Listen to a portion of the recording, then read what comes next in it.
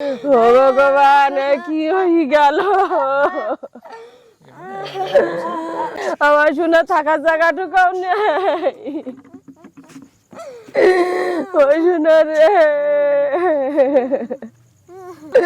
শোনার আমি খুব কষ্ট করি মানুষ করেছি ছোটবেলাতে। ওর বাপ ধান চালাই, একা হাতে সংসার চালাইতে পারতো না, বই স্কুলে পড়াইতে পারতো না। আমার সোনাকে নিয়ে কারখানায় কাজ করেছি আমি, কারখানায় কাজ করি সোনাকে মানুষ করা।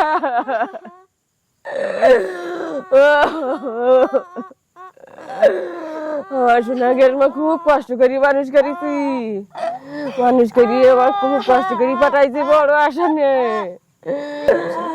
এখনো সে ঋণ দায়িক শোধ হয়নি। আমার সোনা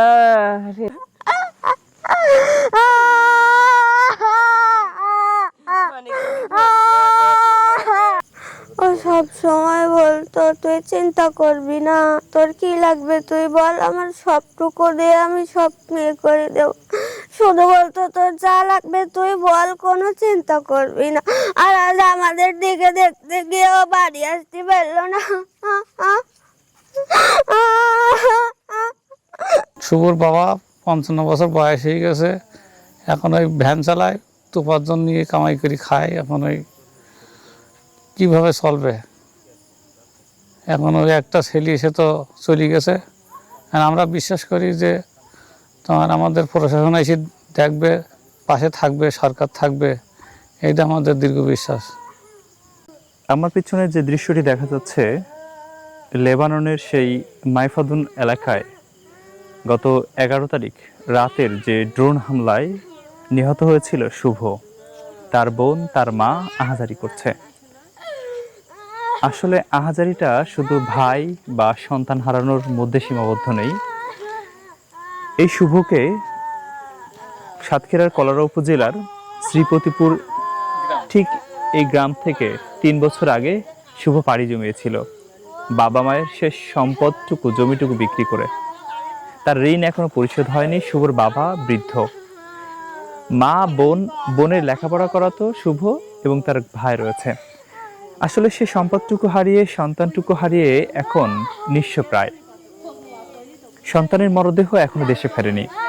কলারোয়া থানা অফিসার ইনচার্জ HM শাহিন এবং কলারোয়া উপজেলার নির্বাহী কর্মকর্তা আরিফুল ইসলাম তারা জানিয়েছেন যে পরিবারটির সাথে এবং মরদেহ দেশে ফেরানোর ব্যাপারে তারা যোগাযোগ করছেন। তারা এই সংবাদটি এবং মরদেহ কবে নাগাদ দেশে ফিরবে, কিভাবে ফিরবে, পরবর্তীতে তারা জানাবে।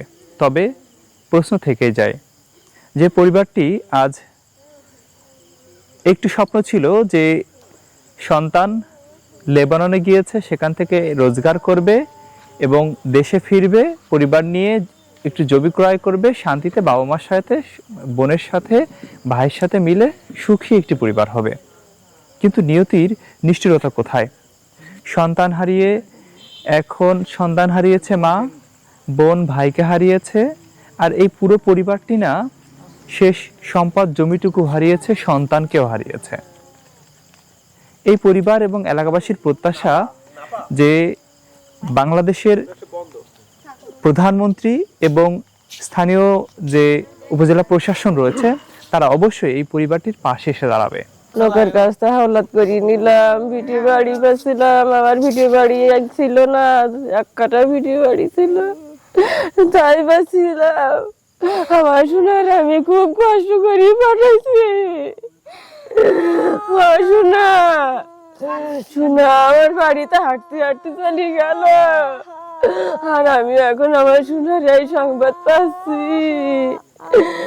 শোনা এই শুভজিৎ মারা গেছে। এনার বাপ মা এই চাতালে ভাড়া থাকে, লোকের জায়গা, এগের কোনো জায়গা জমি নাই, জায়গা ছিল বেশি কিনে শুভজিতের বিদেশ পাঠাইছিল।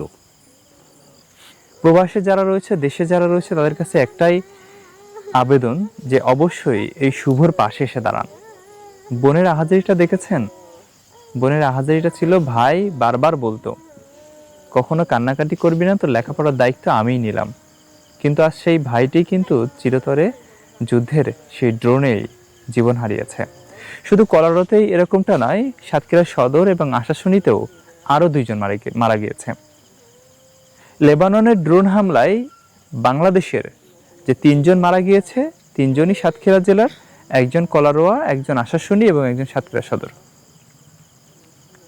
সকল পরিবারের সমবেদনা জানাচ্ছি এবং আমরা প্রত্যাশা করি অবশ্যই এই পরিবারগুলোর পাশে প্রবাসী বাংলাদেশে যারা রয়েছে সকলে দাঁড়াবে।